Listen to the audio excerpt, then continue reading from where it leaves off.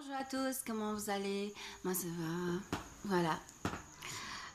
Je vais être bref sur une réponse par rapport qu'on m'a posé. Comme je vous ai dit au début aussi que vous pouvez me poser des questions et, euh, et que je vous répondrai. Que ce soit sur la vidéo ou après ou sur Messenger. Je reçois plutôt des questions sur Messenger que sur en dessous quand je regarde la vidéo, il n'y a rien. Bref, mais c'est pas grave, je note tout. Voilà, je vais répondre aujourd'hui sur une question qui m'a été posée par plusieurs personnes. Comment ça s'est passé mon adolescent ou sinon mon temps enfant et ça, cas variante. Pour moi, pour ma réponse à moi, je vais être honnête et correcte, c'est que j'ai très mal passé mon adolescence et mon enfance parce que j'étais abandonnée très jeune. J'ai dû suivre mon petit bout de chemin toute seule et apprendre à vivre sans avoir les parents derrière moi pour me montrer le chemin de la lumière sur Terre. Voilà, ils m'ont mis sur Terre et puis voilà, et c'est fini. Donc, ils n'ont jamais accepté réellement que j'avais un don. En outre, je disais des choses que je voyais, je disais à ma mère plutôt parce que j'étais plus proche d'elle. Mon père, enfin quand je suis plus proche de mon père, mais je le disais plus à ma mère. Qu'à ma mère aussi, il y avait un don, mais qu'elle n'a jamais pratiqué pour elle. C'était trop dur ou c'est trop difficile, j'en sais rien du tout. Et voilà. Mais c'était très très très dur parce que je me suis sentie abandonnée, pas aimée, j'ai subi beaucoup de moqueries, on m'a traité de tous les noms et j'étais une petite fille très très fragile qui est devenue très très malade par la suite de ces fragilités par rapport que j'avais pas le droit de vivre mon enfance comme tous les autres enfants, c'est-à-dire avoir des amis, des copains, des copines, ou sinon de jouer avec des cousins ou des cousines. C'était un moment bloqué. Et j'avais le droit plutôt de rester dans la maison, dans la chambre et de pas être avec les autres enfants de mon âge. Voilà. Ça aurait été différent si seule ma mère m'aurait éduquée. Mais c'était pas le cas, car certains membres de ma famille s'est pris là-dessus. Faisant croire que qui était ma... Par exemple, ma mère, ça reste ma mère, mais je savais pas qui était ma mère en réalité, parce que d'autres personnes faisaient passer comme ma mère, en fait. Et moi, j'étais toute petite et donc j'étais beaucoup perturbée au niveau de ça. Si je me suis sortie, j'ai pu grandir, m'en sortir, voilà, c'est parce qu'il y avait un ange qui a grandi en même temps que moi. Cet ange, je l'ai jamais, je sais pas c'est qui, mais c'était un homme, c'est un garçon.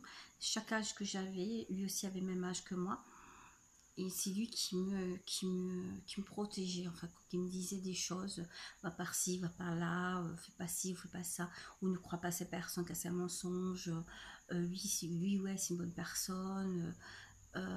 Cet ange me faisait réveiller tous les matins, quand j'étais en formation stage, je me faisais réveiller tous les matins pour que je n'oublie pas l'heure d'aller en formation, parce que mes parents me faisaient pas réveiller, quoi. Je me débrouillais toute seule. Pour vous dire, à 4 ans, 5 ans, je vais chez ma grand-mère, 5 ans, 6 ans, après 7 ans, après 8 ans, j'allais à l'école toute seule avec mon frère.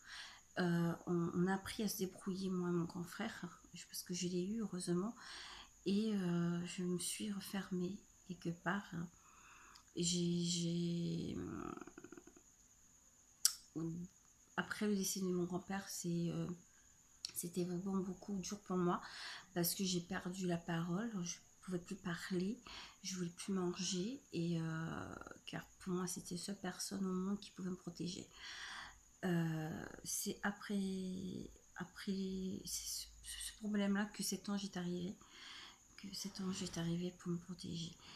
Voilà. Et après, c'est vrai que c'était très très dur pour moi, en fin de compte, cette vie, d'être un enfant différent, car à l'école, je pouvais pas jouer, je pouvais pas parler avec des autres personnes.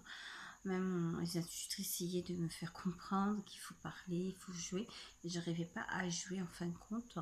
Mais quand je voyais cet ange, lui qui me disait d'aller jouer, je l'écoutais lui plutôt.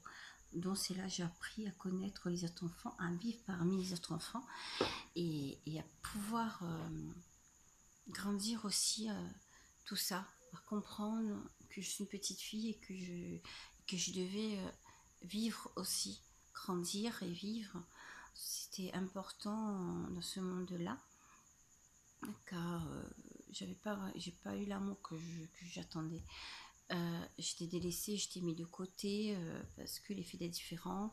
On avait toujours peur de ce que je disais ou que je voyais parce que j'ai toujours la vérité. Je disais pas de mensonges et que voilà, il fallait me mettre de côté, me protéger comme on disait, me protéger, mais pas me protéger dans le bon sens parce que on m'a pas protégé. On m'a sacré, j'étais une prisonnière en fin de compte pour que je puisse fermer ma bouche et voilà, de dire rien quoi. En fin de compte, je suis une petite esclave, voilà quoi. Et à 19 ans, j'ai pris mon envol. À 19 ans, j'ai fait, j'ai dit voilà, je fais mes bagages et je pars. Je pars sur la métropole.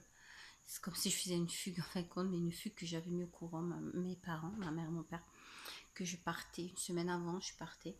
J'ai dit une semaine avant et pour l'autre semaine partir pour pouvoir apprendre et rencontrer des personnes comme moi qui pourraient m'aider et pouvoir grandir. Voilà. Mais de l'aide, je ne l'ai pas eu mes parents parce que l'effet que je suis une clairvoyante, que j'ai tout ça, j'ai été rejetée. Voilà, j'ai été rejetée par mes parents, mais vraiment rejetée, quoi, mise à part de côté. Je suis une mauvaise personne. Mais tout, quoi, c'est... Ils sont vivants, mais ils sont inexistants pour moi, en fin de compte. C'est blessant parce que je ne vois pas, mais depuis toute petite, ma mère m'a dit, tu es bizarre, t'es pas ma fille, ou je t'ai pas porté dans mon ventre, tout. Aurélie, bien ma mère, elle me dit, non, t'es pas normaux, donc t'es pas mon sang. Voilà. Et voilà, j'espère que pour la personne, j'ai pu donner des réponses. Oui, exactement, oui. Mon adolescence, mon enfant, j'ai subi beaucoup, beaucoup de chagrin. J'ai vraiment souffert par rapport à un enfant qui avait un don. Voilà. Et j'espère que dans ce monde, il y a des parents qui ne vont pas rejeter l'enfant parce qu'ils ont un don, qui vont les aimer plutôt. Parce que l'amour est très très fort, qu'on a un don qu'on n'a pas. Un enfant reste un enfant. Quand on fait un enfant, on le fait et c'est pas nous qui, c'est pas les parents qui disent, c'est Dieu qui dit si voilà on va donner ça, voilà. Et ben voilà.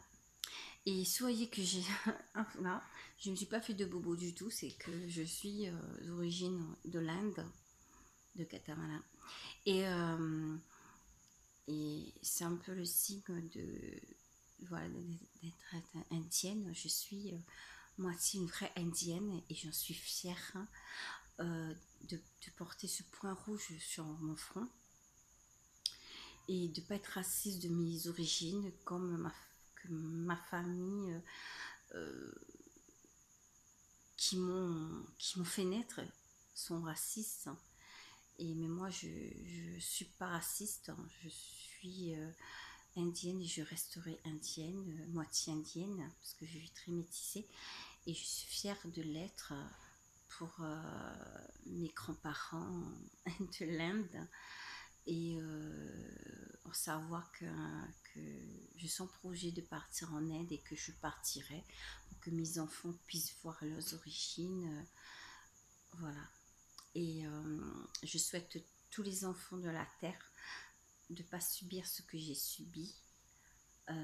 Voilà. Et je sais qu'il y a des parents qui vont aider leurs enfants, vraiment, vraiment, qui vont donner beaucoup d'amour et qui ne vont pas vivre ce que moi j'ai vécu. Parce que franchement, j'ai passé des moments très durs. C'est comme si on voulait que je meure et mon ange, il était là pour me protéger. Et je remercie. Je fais un gros bisou à tous. Mais à très bientôt. Bye.